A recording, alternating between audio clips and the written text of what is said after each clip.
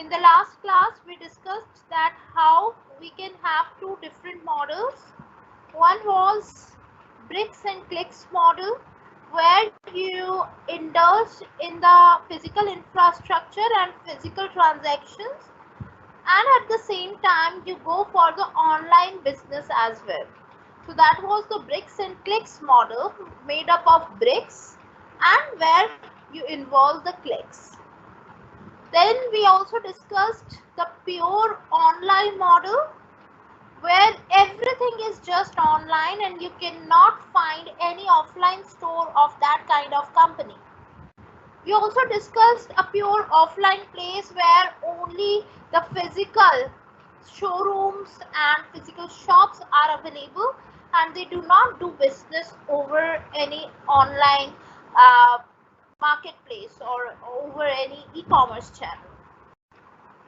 There were some advantages and disadvantages of both the channels. Today we will discuss that what are the types of e-marketplaces. Firstly, we will discuss the product online marketplace. So this term is segregated into three different terms. First is product, second is online, and the third one is the marketplace. So it is a marketplace where you are selling the product online. Okay, so here we are just dealing in the products, not the services.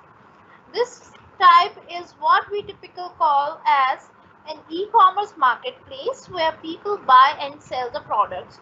So normally our e-marketplaces, e-commerce platforms are considered as product online marketplace. For example, we have Amazon, Myntra or Flipkart. Their products are being exchanged between the buyers and the sellers and through an online mode. The platform brings together all types of sellers into a one-stop shop that is convenient for consumers to not only check prices for the best deals, but do so all under one electronic roof. So now here we have given some advantages of product online marketplace. Here it allows you to switch between the platforms.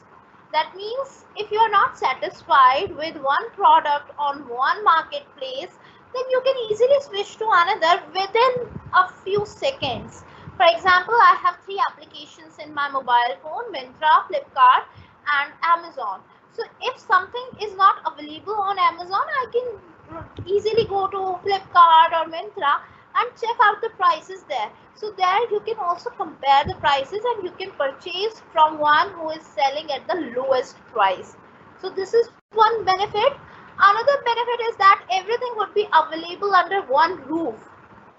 Unlike other channels, for example, if I talk of Nike online marketplace, तो वहाँ पे सिर्फ आपको Nike के shoes मिलेंगे, Nike के और products मिलेंगे, लेकिन प्रोडक्ट ऑनलाइन मार्केटप्लेस में आपको नाइकी के साथ साथ बाकी के सारे ब्रांड्स भी मिल जाएंगे, like Adidas, Puma and others. So this is also one added benefit, that you get everything over one platform under one roof. So this is product online marketplace. Next, online service marketplace. The online marketplace is no longer restricted to just selling the products. So not only the products are being sold, but here you can also offer services. For example, we have Ola, Uber. They are not going to give you a car.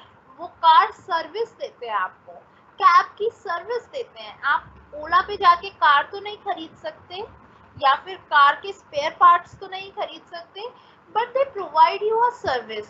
So here we have written that the online marketplaces, they are not restricted just to the products, but they are also indulged in providing services. If I talk of Zomato, Zomato is a hybrid model.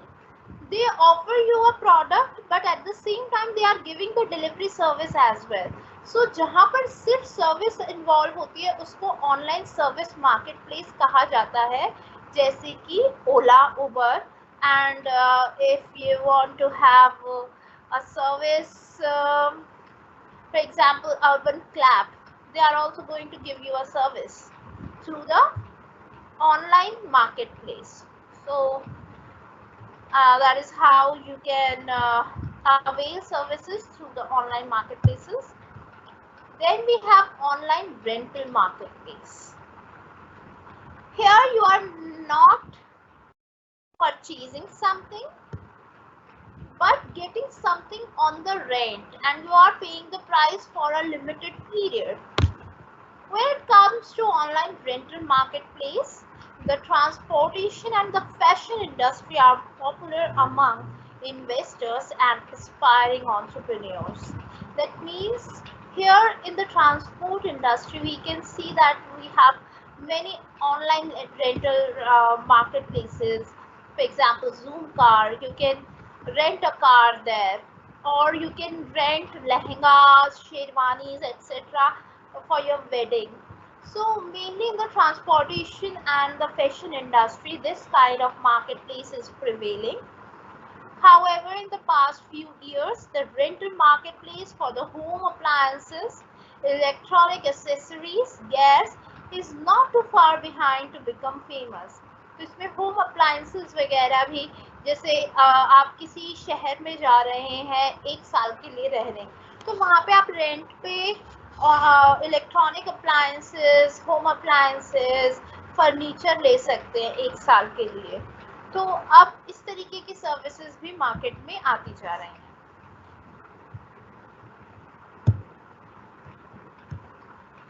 Now we will discuss the hybrid model. Hybrid model in the e-commerce. There can be two types of hybrid online marketplaces. One category is where the people expect to sell and buy both the services and the products on the same time. जहाँ पर आपको product भी मिल रहा है साथ में और service भी मिल रही है. एक एग्जांपल मैंने आपको दिया जोमैटो का. जोमैटो की डिलीवरी सर्विस आपको मिल रही है और साथ में जो फूड डिलीवर हो रहा है वो प्रोडक्ट है. तो ये एक हाइब्रिड मॉडल है जहाँ पे प्रोडक्ट और सर्विसेज दोनों है. Another example given here is the book my show. Book my show में आप क्या करते हैं कि टिकट्स ऑनलाइन बुक कर लेते हैं, लेकिन जब उनके पास जाते हैं तो वो आपको टिकट हैंड ओवर कर देते हैं, यानी एक प्रोडक्ट आपको दे दिया जाता है साथ में. तो this is also a hybrid model जहाँ पर आप थोड़ा बहुत काम ऑफलाइन करते हैं, थोड़ा बहुत काम ऑनलाइन करते हैं. तो ये दो तरीके के हाइब्रिड मॉडल हो सकते हैं. एक जिसमें प्रोडक्ट और सर्विसेज दोनों हो, एक जिसमें कुछ ऑनलाइन हो कुछ offline. Hyper local market place. The concept of hyperlocal came into the picture when people start to look for the nearby options while searching for the shops, restaurants, etc. आपने अपने search engine पे जरूर कभी ना कभी search किया होगा petrol pump near me, या फिर रेस्टोरेंट नियर मी, या फिर barber shop near me. So when you are using the internet to search out the shops and services nearby you is known as the hyperlocal marketplace, which is also an example of hybrid model where you are using an online service but ultimately you are going to be there at the shop, and through the offline mode you will be doing the transaction. In this marketplace model, the aim is to provide the facilities and the services within the shortest possible time for the local vendors. So यहाँ पर इसका क्या फायदा होता है कि जो आसपास के लोकल वेंडर्स होते हैं वो अपने आप को फीचर कर लेते हैं गूगल पे या इस तरीके की एप्लीकेशंस पे, जैसे justdial.com है. उससे उनकी रीच बढ़ जाती है. जैसे ही आप सर्च करेंगे तो उनका नेम आपकी सर्च लिस्ट में आ जाएगा और उनका रीच बढ़ जाएगा.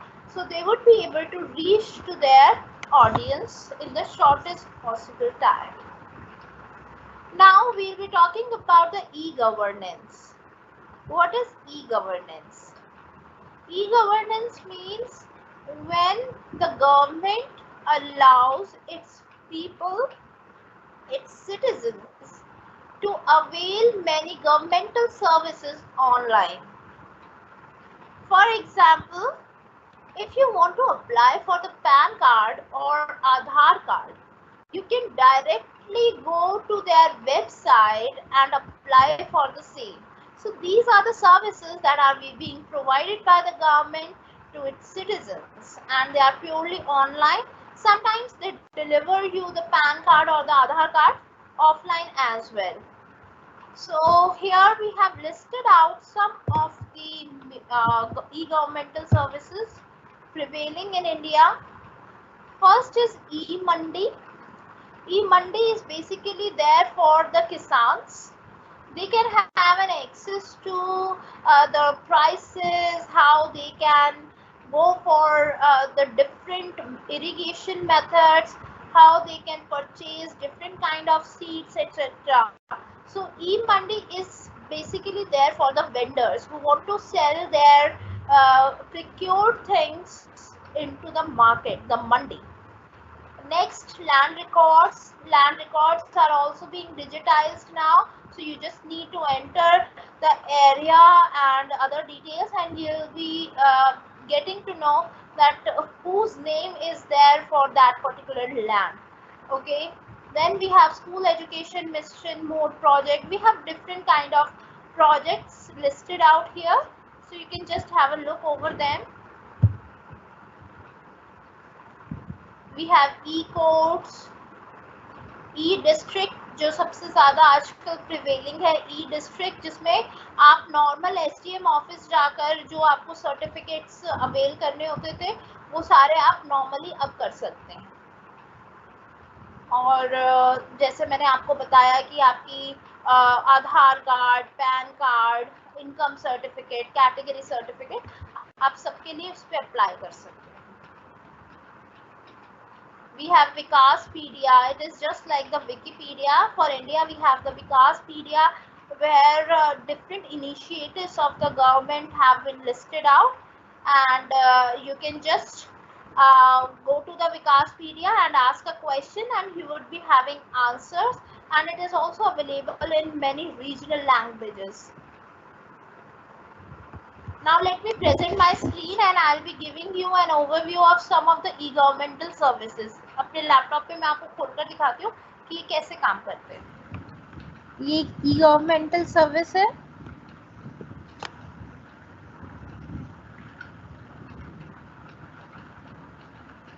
ये देखिए, from 3rd to 25th March you can participate in मन की बात.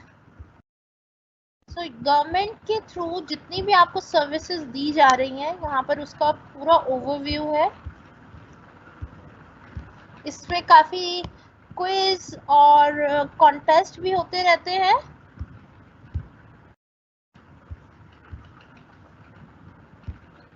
डेटा भी है.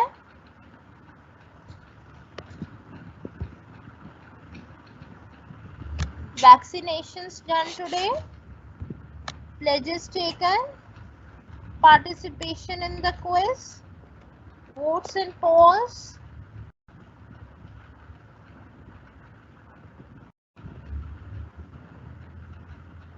पद्मा अवार्ड क्विज है ये.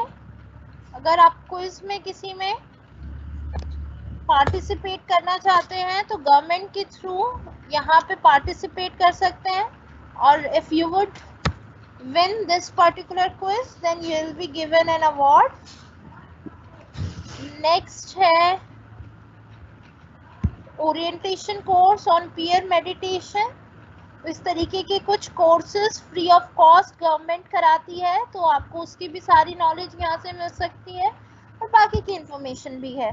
तो ये माय गवर्नमेंट, मेरी सरकार करके एक गवर्नमेंट का इनिशिएटिव है जो प्योरली ई गवर्नेंस पे डिपेंडेंट है. नेक्स्ट मैं आपको दिखाती हूँ विकासपीडिया. Here you have to select the language अब ये देखिए लैंग्वेज भी कितनी सारी अवेलेबल है, हमारी रीजनल लैंग्वेजेस हैं जिसमें आपको सारी इंफॉर्मेशन मिल सकती है। सपोज मैंने हिंदी कर दिया है, ये देखिए खोज हो गया है, I can write anything here. ये देखिए ये सब कुछ हिंदी में आ गया है।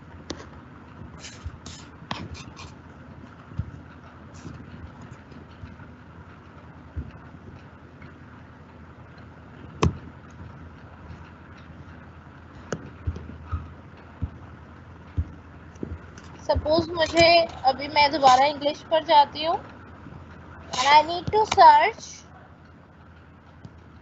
about COVID.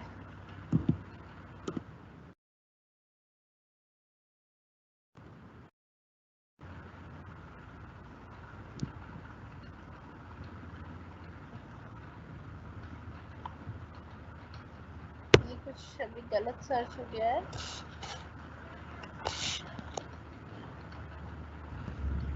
लैंग्वेज चूज की,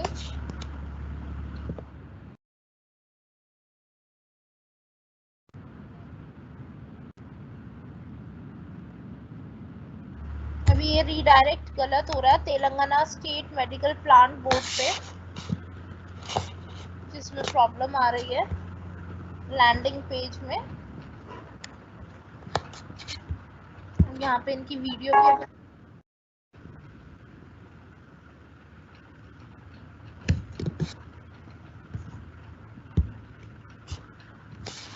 ऐसी ही एक सर्विस है ई डिस्ट्रिक्ट।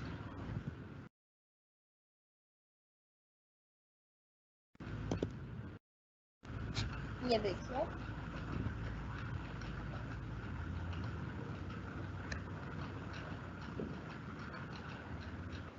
ये देखिए आप अपनी एप्लीकेशन को यहाँ से ट्रैक कर सकते हैं। सपोज आपने अपना कैटेगरी सर्टिफिकेट बनवाना है ओबीसी एससी एसटी का, या बर्थ सर्टिफिकेट है, कोई डेथ सर्टिफिकेट है, या फिर डोमिसाइल है, ये सारी एप्लीकेशन आप डायरेक्टली यहाँ से ट्रैक कर सकते हैं, which was not otherwise possible. Otherwise आपको वहाँ के चक्कर लगाने पड़ते थे एसडीएम ऑफिस के, और फिर काफ़ी सारी चीज़ें अलग अलग फॉर्मेलिटीज़ फिल करनी पड़ती थी। लेकिन यहाँ पे आप सब कुछ ऑनलाइन कर सकते हैं। देखो verify your certificate, track your application, print and download the certificate. So these services are under the e-governmental services. Now let me go back to my PPT.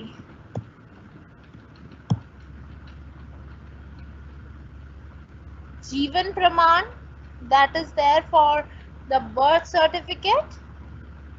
E hospital, आप कोई भी सर्विस के according, किसी भी disease के according देख सकते हैं इंटरनेट पे ही कि कौन से हॉस्पिटल में ये सारी चीजें अवेलेबल होंगी। Next topic is what are the recent trends in e business. आजकल ई बिजनेस में जब से ये ई कॉमर्स आया है या ई बिजनेस पर हम चर्चा कर रहे हैं, तो क्या क्या आजकल हमें ट्रेंड देखने को मिल रहे हैं, रीसेंट ट्रेंड्स क्या हैं, क्या क्या रीसेंट डेवलपमेंट्स हो रहे हैं ई बिजनेस में। फर्स्ट है online sales growth is unstoppable, यानी जो ऑनलाइन ग्रोथ हुई है, पहले कितने ऑनलाइन सेल होती थी और अब कितनी ऑनलाइन सेल होने लगी है। You can just have a look here कि it has raised from 1.3 trillion to 4.5 trillion in 2021. Next trend क्या देखने को मिल रहा है, the future of e commerce after COVID-19. It is going to rise after the COVID-19 because now more and more people are comfortable with e-commerce activities. Now we are confident enough कि ठीक है अगर कोई चीज़ खराब आएगी तो उसको return कर देंगे, एक्सचेंज कर देंगे, रिफंड आ जाएगा। ई पेमेंट में कोई प्रॉब्लम होगी तो आपका रिफंड आपके दोबारा अकाउंट में आ जाएगा, या फिर पेमेंट में वैसे भी कोई प्रॉब्लम होती है तो आप कंप्लेन कर सकते हैं। सो इन सारी सर्विसेज की वजह से we have raised our confidence in e-commerce system, and that is why the e-commerce is going to rise after the COVID-19 manifolds. Next trend हमें क्या देखने को मिल रहा है कि मोबाइल शॉपिंग इज ग्रोइंग। ये सारा मैंने डेटा आपको ग्लोबल रिपोर्ट्स से निकाला है। So sales made via mobile devices increased by 15% since 2016, यानी 2016 के बाद एकदम से मोबाइल डिवाइसेस के थ्रू सेल जो हो रही है उसमें इंक्रीमेंट हुआ है, और आजकल ज़्यादातर लोग मोबाइल का ज़्यादा यूज़ कर रहे हैं ई कॉमर्स के लिए rather than computers and laptops. ऐसा क्यों है? बिकॉज जो स्मार्टफोन्स हैं वो ज़्यादा अच्छी कनेक्टिविटी के साथ आने लगे हैं, उनका स्टोरेज काफ़ी ज़्यादा हो गया है, इसीलिए हम न्यूमरस एप्लीकेशंस डाउनलोड कर सकते हैं अपने मोबाइल फ़ोन में। इंटरनल मेमोरी बहुत अच्छी आने लगी है, पहले के मोबाइल्स में इतना नहीं होता था, ना ही इतनी अच्छी कनेक्टिविटी हो पाती थी और ना ही इतना स्पेस होता था। तो जब हमें चीज़ें खरीदनी होती थी तो हमें यूजुअली कंप्यूटर से कनेक्ट करना पड़ता था या फिर लैपटॉप से करना पड़ता था, लेकिन अब क्या हो रहा है, हर एक प्लेटफॉर्म की एप्लीकेशन आ गई है, उसको आप सीधा प्ले स्टोर से डाउनलोड करते हैं और वो बहुत ज़्यादा यूज़र फ्रेंडली होती है, इसीलिए मोबाइल शॉपिंग जो है वो ग्रो कर रही है। नेक्स्ट ट्रेंड क्या देखने को मिल रहा है? Rise of voice commerce. Voice commerce क्या है? जैसे Alexa, you just need to tell what you want and it would be presented on your screen. आपको सिर्फ बोलना पड़ता है कि आपको क्या चाहिए। जैसे गूगल असिस्टेंट है, जैसे अमेज़न का एलेक्सा है, जैसे माइक्रोसॉफ्ट का कॉर्टेना है, जैसे एप्पल का सिरी है, वैसे ही बाकी सारे डिवाइसेस भी अपने अपने वॉइस असिस्टेंट के साथ आ रहे हैं, जिसमें आपको चीज़ों को टाइप करने की भी नीड नहीं है, आप सिर्फ उसको बोलेंगे and results would be available on the screen. जैसे मुझे अगर किसी को कॉल करना है तो मैं सीधा एलेक्सा को बोल सकती हूँ या गूगल असिस्टेंट को। नेक्स्ट, अगर मुझे कोई चीज़ सर्च करनी है, suppose I want to know that how many restaurants near me are providing free delivery, तो उसमें सीधा रेस्टोरेंट्स के नेम आ जाएंगे कि यहाँ से आपको फ्री डिलीवरी मिल सकती है। या how many restaurants are offering gulab jamun, तो वो सारे रेस्टोरेंट्स के नेम आ जाएंगे जहाँ पे गुलाब जामुन मिल सकता है। तो वॉइस कॉमर्स में भी बहुत तेजी आ रही है। नेक्स्ट है evolving role of social media in e commerce. अब हमने कुछ पिछले सालों में ये देखा है कि सोशल मीडिया का बहुत ज़्यादा रोल हो गया है ई कॉमर्स में। अब ई कॉमर्स में कैसे सोशल मीडिया का हुआ, मैंने आपको ये एग्जांपल लास्ट की भी कुछ क्लासेस में दिया है कि जैसे ही आप अमेज़ॉन, फ्लिपकार्ट या किसी और ई कॉमर्स चैनल पे कोई चीज़ सर्च करते हैं तो वो सारी एडवर्टीजमेंट्स आपके सोशल मीडिया अकाउंट पर भी आ जाती हैं। इसका मतलब there must be a linkage. उन्होंने पहचान लिया है कि आप किसी एक प्रोडक्ट में इंटरेस्टेड हैं और वही उसी तरीके की एडवर्टीजमेंट्स आपके सोशल मीडिया पे की जा रही है। तो कहीं ना कहीं ई कॉमर्स और सोशल मीडिया आपस में बहुत अच्छे से जुड़ गया है। नेक्स्ट है एनवायरमेंटल टॉपिक्स इन्फ्लुएंस बायर्स, यानी पिछले कुछ सालों में ये देखा गया है कि लोगों को अट्रैक्ट करना बहुत मुश्किल है, क्योंकि आप एक दिन में इतनी सारी एडवर्टीजमेंट्स देखते हैं अपने मोबाइल फ़ोन पे, इंटरनेट पे, कि सबको याद रखना या सबको कंसिडर करना बहुत मुश्किल होता है। तो ऐसे किस तरीके से कंटेंट बनाया जाए, कंटेंट क्रिएट किया जाए, जिससे आप अट्रैक्ट कर सके कंज्यूमर्स को और आप उनके माइंड्स में अपनी एक इमेज बना सके। तो यहाँ पर एक तरीका निकाला गया कि जब हम उनको एनवायरमेंटल टॉपिक्स से रिलेट करेंगे कि it helps in sustaining the environment, या फिर किस तरीके से ये प्रोडक्ट पर्यावरण के लिए अच्छा है, या फिर पर्यावरण को कोई नुकसान नहीं पहुंचाता है, अगर हम अपने कंटेंट में ये दिखाएंगे तो कहीं ना कहीं हम कस्टमर्स के माइंड पर एक अच्छी छाप छोड़ पाएंगे। इसीलिए many of the digital consumers have stated that environmental concerns impact their purchasing decision. For example, अगर मुझे कोई कहता है कि आप जूट बैग्स खरीदो, तो शायद नॉर्मली देखकर मैं ना खरीदूं, लेकिन अगर वो ये कहेंगे कि ये बैग जो है वो रिसाइक्लेबल है, पर्यावरण को नुकसान नहीं पहुंचाता है, तो मैं शायद उसको ज़्यादा प्रेफर करूंगी और उसके लिए थोड़े से एक्स्ट्रा चार्जेस देने के लिए भी तैयार हो जाऊंगी। तो ज़्यादा से ज़्यादा कंज्यूमर्स ने ये कहा है कि अगर कोई प्रोडक्ट एनवायरनमेंट के लिए अच्छा है तो वो उनके परचेजिंग डिसीजन को ज़्यादा इम्पैक्ट करता है।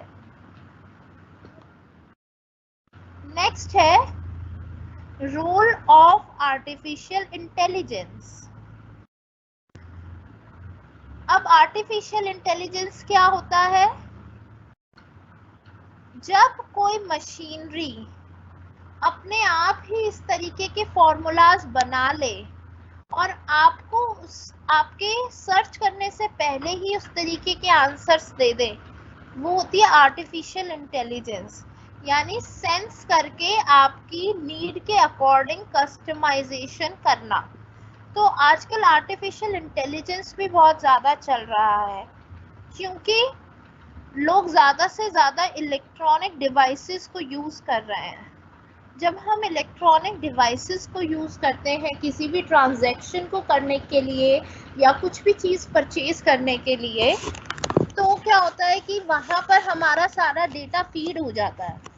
जैसे मैंने अगर कुछ सर्च किया तो मशीनरी में फीड हो गया कि मैंने ये सर्च किया है।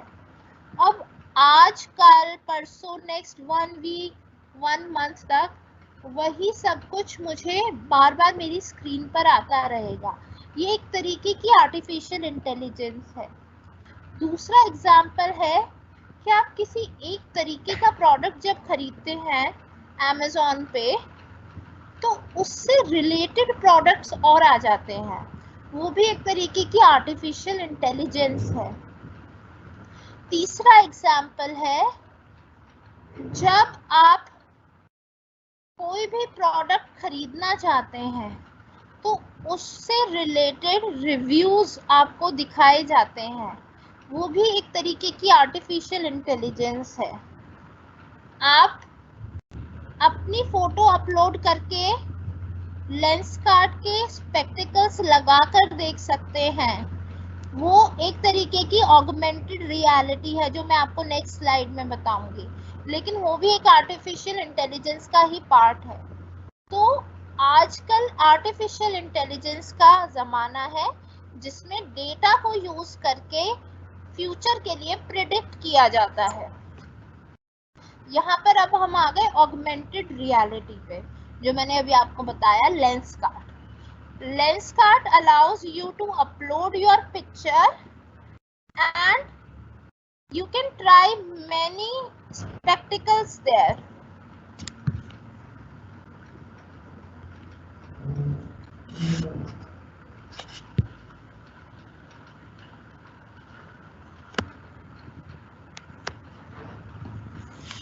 Augmented reality इसका दूसरा एग्जाम्पल है आइकिया। अगर आप आइकिया की एप्लीकेशन डाउनलोड करोगे, आइकिया डील्स इन फर्नीचर, तो आपको अपने घर में जहाँ पे भी फर्नीचर रखना है वहाँ की फोटो अगर आप अपलोड कर देते हैं तो वहाँ पे अलग अलग फर्नीचर आप फोटो पे रख के देख सकते हैं। It allows you to try many kind of furniture. तो ये भी एक तरीके की ऑगमेंटेड रियलिटी है। Third example, Nykaa. नायका की एप्लीकेशन पर जाकर आप अपनी पिक्चर अपलोड करके डिफरेंट मेकअप थिंग्स अप्लाई करके देख सकते हैं कि आपके फेस पर क्या सूट करेगा। सो आजकल ऑगमेंटेड रियलिटी का ज़माना है, क्योंकि लोग रियल में जाकर चीज़ों को नहीं ट्राई कर सकते। बाहर जाना कोविड में तो वैसे भी सेफ नहीं था, वैसे भी लोगों के पास इतना टाइम नहीं है, so they are indulged in the online shopping. अब ऑनलाइन शॉपिंग के एक्सपीरियंस को कैसे बेटर बनाया जाए, उनको ऐसे ही बेटर बनाया जा सकता है जब आप कोई ना कोई आपको इस तरीके से 3D इमेज या फिर कोई ऐसा तरीका दिया जाए जिससे आप उस चीज़ को घर बैठे ट्राई कर सकते हैं। So this is one of the ways जिसमें आप अपनी फ़ोटो अपलोड करके और चीज़ों को ट्राई करके देख सकते हैं कि वो आप पर कैसी लगेगी। नेक्स्ट है personalisation is the future. Personalisation का मतलब है कि जब आप अपने किसी भी ऑडियंस को टारगेट करें तो उसको उसके नाम से रेफर करें। आपने देखा होगा कि आप अगर किसी वेबसाइट पे लॉगिन करते हैं तो आपका नेम पूछा जाता है, और उसके बाद जब भी आपको कोई एडवर्टीजमेंट भेजी जाती है तो आपके नेम के बाद भेजी जाती है। अब ऐसा क्यों है? क्योंकि they just want to give you a feeling of belongingness, कि आप उनसे रिलेटेड हैं और वो आपको नाम से बुला रहे हैं, यानी ये स्कीम स्पेशली आपके लिए बनाई गई है। तो पर्सनलाइजेशन जो है वो भी हेल्प करता है ज़्यादा से ज़्यादा प्रमोशन करने में। नेक्स्ट ट्रेंड है visual commerce is on the rise. Visual commerce क्या है?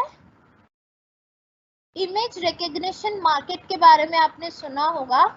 सपोज आपको कोई प्रोडक्ट अच्छा लगा, आपके फ्रेंड ने कोई कैमरा लिया और आपको वो अच्छा लगा, तो rather than asking the model number, the company etcetera, you can just click a picture and you can search on Amazon और वो आपको सेम पिक्चर उस तरीके का कैमरा दिखा देगा कि आप ये इतने में खरीद सकते हैं। सो इमेज रिकग्निशन मार्केट भी अब राइज पर है, जिसमें आपको सिर्फ चीज़ों को क्लिक करना होता है और सर्च करना होता है। पहले क्या होता था कि आपको टाइप करना पड़ता था, टाइप करने के बाद आया वॉइस कॉमर्स, जिसमें आपको बोलना पड़ता है सिर्फ, और उससे भी एक कदम आगे है विजुअल कॉमर्स। जैसे मैंने कोई पौधा देखा, अब मुझे उसका नाम नहीं पता, तो मैं सीधा उसकी फ़ोटो क्लिक करूँगी और गूगल पे जाऊँगी तो वो मुझे उसके रिजल्ट्स बता देगा कि इसका नाम ये है और ये वाला पौधा है। So that is how the image market is on the rise. चलिए अब नेक्स्ट टॉपिक करते हैं, एक छोटा सा टॉपिक और है। क्या क्या प्रॉब्लम्स आती हैं और क्या क्या उसका सोल्यूशन हो सकता है, क्योंकि जब हम इंटरनेट के थ्रू बिजनेस करते हैं तो बहुत सारी प्रॉब्लम्स आती हैं। अब फर्स्ट प्रॉब्लम है ऑनलाइन आइडेंटिटी वेरिफिकेशन। आपको कैसे पता चलेगा कि जो सामने कोई आपके प्रोडक्ट के बारे में सर्च कर रहा है वो सच में आपके प्रोडक्ट में इंटरेस्टेड है या नहीं है? उसके लिए आप आइडेंटिटी वेरिफिकेशन रखते हैं, और उस आइडेंटिटी वेरिफिकेशन में क्या होता है आपने देखा होगा जब आप कोई चीज़ सर्च कर रहे हैं, सपोज आपको IIM में ये देखना है कि MBA के बारे में आपको इंक्वायरी करनी है, तो वो सीधा आपको ब्रोशर कोर्स की तरफ नहीं लेके जाएंगे। पहले वो आपके बारे में पूछेंगे कि आपकी ईमेल आईडी क्या है, आपका फ़ोन नंबर क्या है, आपका नेम क्या है। उसके बाद वो ब्रोशर आपको आपके मेल पे भेजेंगे। तो ये उनका एक तरीका होता है आइडेंटिटी वेरिफिकेशन का, कि कोई फेक आईडी से तो या कोई फेक बंदा तो नहीं है जो आपके बारे में सर्च कर रहा है, या कोई जेन्युइनली इंटरेस्टेड है। ओके, तो ऑनलाइन आइडेंटिटी वेरिफिकेशन इसलिए की जाती है कि जो बंदा इंटरेस्टेड होगा वही अपनी डिटेल्स देगा, और इससे उनको कम लोगों के साथ इंटरेक्ट करना पड़ता है और फेक लोगों को वो डिलीट कर पाते हैं, अवॉइड कर पाते हैं। ये एक इस तरीके का भी आइडेंटिटी चेक होता है, फेस आइडेंटिटी चेक, कि कोई रोबो तो नहीं है। कई बार आपने देखा होगा कि कुछ वेबसाइट्स पे लॉगिन करने के लिए आपको कुछ क्वेश्चन के आंसर करने पड़ते हैं, कोई कैप्चा एंटर करना पड़ता है, या फिर वो क्लिक करना पड़ता है कि इसमें जिसमें आपको बाइक दिख रही है, कार दिख रही है, उस पर क्लिक करना है। They just want to make sure that you are not a robot. Next problem है कंपेटिटर एनालिसिस। कंपेटिटर एनालिसिस का मतलब है कि आप कोई भी प्रोडक्ट जब मार्केट में किसी भी प्रोडक्ट के साथ डील कर रहे होते हैं और ऑनलाइन डील कर रहे होते हैं, तो ऑनलाइन सिस्टम में आपको काफ़ी सारे चैलेंजेस आते हैं कंपेटिटर्स को लेके, क्योंकि कंपेटिटर्स के पास आपका डेटा अवेलेबल होता है और वो आपके डेटा पे इजीली एक्सेस कर पाते हैं, और आपके कंपेटिटर्स जो हैं वो आपके तरीके के प्रोडक्ट बहुत इजीली ऑफर कर पाते हैं। तो ऐसे में कैसे या कंपेटिटर से आगे रहा जाए? फॉर एग्जाम्पल, अगर कोई प्रोडक्ट है वो अमेज़ॉन पे भी अवेलेबल है, वो फ्लिपकार्ट पे भी अवेलेबल है, वो मिंत्रा पे भी अवेलेबल है, यानी बहुत ज़्यादा टफ कंपटीशन है। तो ऐसे कंपटीशन में कैसे आप सरवाइव करें, कैसे आप दूसरों से अलग दिखें, ये एक प्रॉब्लम आती है। क्योंकि नॉर्मल फिजिकल स्टोर्स में तो भाई बंदा 4-5 दुकानों पे मुश्किल ही जाता है, वो एक शॉप पे जाता है, खरीद लेता है, बार बार जाके कंपेयर नहीं करता। लेकिन ऑनलाइन में कंपैरिजन बहुत इजीली हो जाता है, इसीलिए कस्टमर्स एक प्लेटफॉर्म से दूसरे और दूसरे से तीसरे पे इजीली स्विच कर जाते हैं। तो इसीलिए it becomes all the more important for you to look apart. उसके लिए आप क्या कर सकते हैं, जैसे एक हमने एग्जाम्पल दिया है, let's take a look at ETSY, an e-commerce website that sells handmade और unique items। तो आप अपनी वेबसाइट पे, ई-कॉमर्स चैनल पे कुछ यूनिक आइटम्स दे सकते हैं जिससे आप दूसरों से अलग कहलाएंगे। यहाँ पे मैंने एक स्क्रीनशॉट लगाया है, ये देखिए। अब ये एक ऐसी वेबसाइट है जहाँ पे आपको हैंडमेड चीज़ें मिलती हैं। आपने इंडिया में भी देखा होगा, जैसे क्राफ्ट्स इंडिया करके एक वेबसाइट है, या हैंडलूम प्रोडक्ट्स मिलते हैं कहीं पर। तो इस तरीके से कुछ वेबसाइट्स अपने आप को दूसरों से अलग दिखाने की कोशिश करती हैं, और वो इंटरनेट या ऑनलाइन मार्केटिंग में और ज़्यादा मुश्किल हो जाता है, क्योंकि लोगों का इजी एक्सेस होता है डिफरेंट वेबसाइट्स। अब हम थर्ड प्रॉब्लम डिस्कस करेंगे, कस्टमर लॉयल्टी। मैंने वही आपको अभी जो चीज़ बताई है यहाँ पे दोबारा उसी को हम रीइटरेट करेंगे। Did you know that it can cost up to 5 times more to acquire a new customer than retaining an existing one? इसका मतलब एक नए कस्टमर को बनाने में 5 गुना ज़्यादा कॉस्ट लगती है। इसकी बजाय अगर आप एक एग्जिस्टिंग वन को ही रिटेन कर पाए तो वो बेटर है। लेकिन अगेन इंटरनेट या ऑनलाइन मार्केटिंग में प्रॉब्लम आती है कस्टमर लॉयल्टी की। फॉर एग्जाम्पल, मुझे कोई प्रोडक्ट खरीदना है, मैं बाहर गई, 2 शॉपकीपर्स हैं। अब एक शॉप से मैं हमेशा से सामान लाती हूँ, तो मैं क्या करूँगी, मैं लॉयल रहूँगी और वहाँ से ही जाकर खरीदूँगी।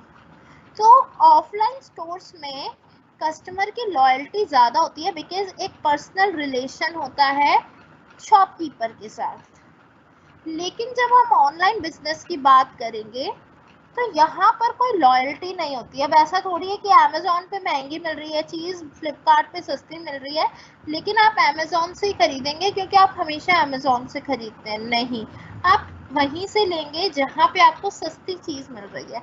इसका मतलब कस्टमर यहाँ पे लॉयल नहीं है, वो ईजिली स्विच कर जाएगा अगर आप प्राइसेस कम नहीं रखेंगे। तो एक इस तरीके की प्रॉब्लम आती है, उसको कैसे आप रिजॉल्व कर सकते हैं? To maintain the customer loyalty, you must provide excellent customer service, create positive experience for your customers so that they can trust you. After all, if your customers are happy, it's likely that they'll purchase from you again. That means एक positive experience आप create कर सकते हो। जैसे suppose Amazon पे भी वो product available है, फ्लिपकार्ट पे भी अवेलेबल है, लेकिन मैं अमेज़ॉन पे ही खरीदूंगी क्योंकि मेरा उनके साथ एक्सपीरियंस अच्छा रहा है। सपोज फ्लिपकार्ट से मैंने कुछ मंगाया था, रिटर्न में बहुत प्रॉब्लम आई, इसीलिए मैं अमेज़ॉन पे जाऊंगी। अमेज़ॉन चाहे महंगा भी दे रहा होगा लेकिन उनकी सर्विसेज अच्छी हैं, वो रिटर्न भी जल्दी कर लेते हैं, वो एक्सचेंज भी जल्दी कर देते हैं, इसीलिए मैं अपनी लॉयल्टी अमेज़ॉन के प्रति बना के रखूंगी। तो ये एक सोल्यूशन है कि आप एक बेटर एक्सपीरियंस दो अपने कस्टमर्स को ताकि वो कहीं और से ना खरीदें। तो आज हम सिर्फ 3 ही प्रॉब्लम डिस्कस करेंगे, बाकी की प्रॉब्लम्स हम नेक्स्ट क्लास में डिस्कस करेंगे।